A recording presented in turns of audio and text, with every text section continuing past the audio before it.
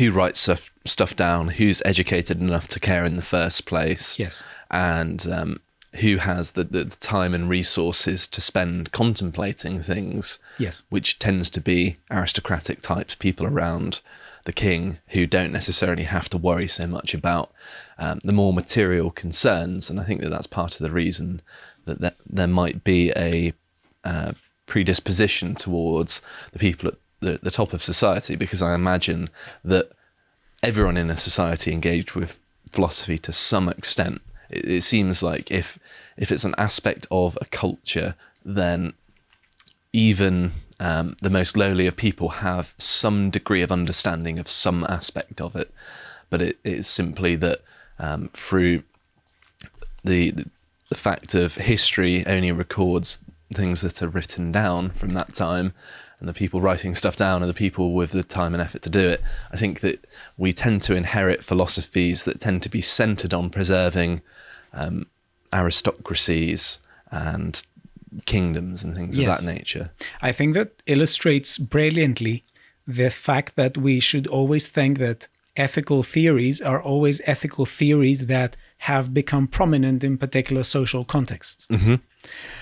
So after Homer, Greek moralists gradually replaced competitive virtues with cooperative virtues as the primary virtues of conduct, and increasingly recognized the importance of people's intentions as well as their actions. So you can see that in the Homeric world, there is a concern with fame, because fame was supposed to be something that was really close to immortality. And that was not only in Homer. So I'm thinking of a particular movie. Have you watched Beowulf? I have, yeah. The animation. Do you remember? He was really concerned with his fame. And at some point, I remember he's swimming the Atlantic Ocean. I watched it a long time ago. Yeah, and he slays a sea monster and he shouts the name Beowulf so everyone can hear the name and he can achieve fame and immortality. When I achieve something good, I don't tend to shout my name out loud, but that's just me. Yeah. So there was this concern with fame, and fame was supposed to be something that was really close with immortality. And there were all sorts of other virtues that belong to the list of virtues that we can extract from the Homeric epics. And there was afterwards a sustained reflection as to whether it is actually the case that all these things are compatible and all these things go together. And also there was this idea that it was a bit warmongering, because the context was in which most of these virtues appeared was war. Mm-hmm. Of course, yeah. So this is not a kind of ethic that is particularly helpful in times of peace. That is why when we have societies that are focused on achieving peace and lasting peace, we usually don't have a code of ethics that is Homeric.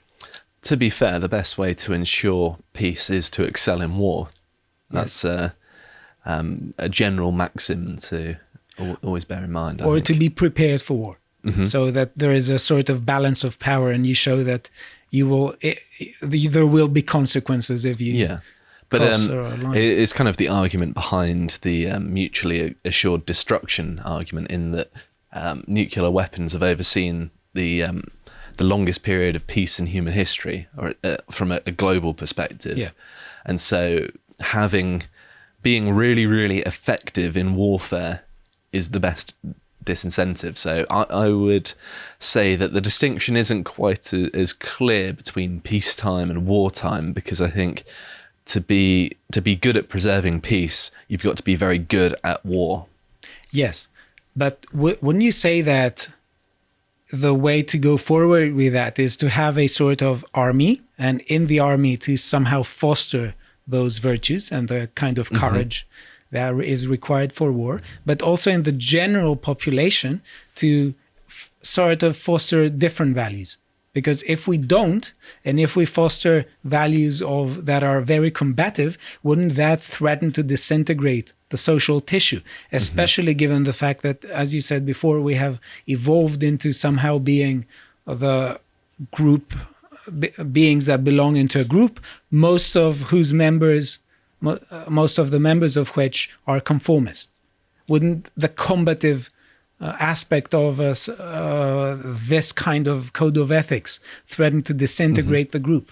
Well, I think that a lot of the values that are good for a warrior actually make them a better member of society in general, in that to be a good warrior, first and foremost, you're dependent on the rest of your army. You can't be an individual up against an entire army. So you need to cooperate with other people. You need to see your life as being dependent on the people around you. And therefore you have a vested interest in their well-being because it has a direct influence on your own, as well as the fact that to be a good soldier, one has to be disciplined. One must not lose oneself in one's instincts. Go berserk. Exactly that. Yeah.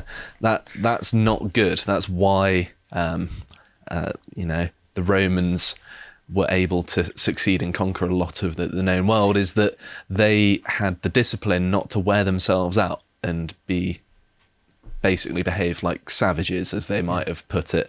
And these sorts of values tend to translate very well to civil society as well, because, of course, when one has a capacity to be effective and do violence well, one feels less of a need to prove oneself to other people.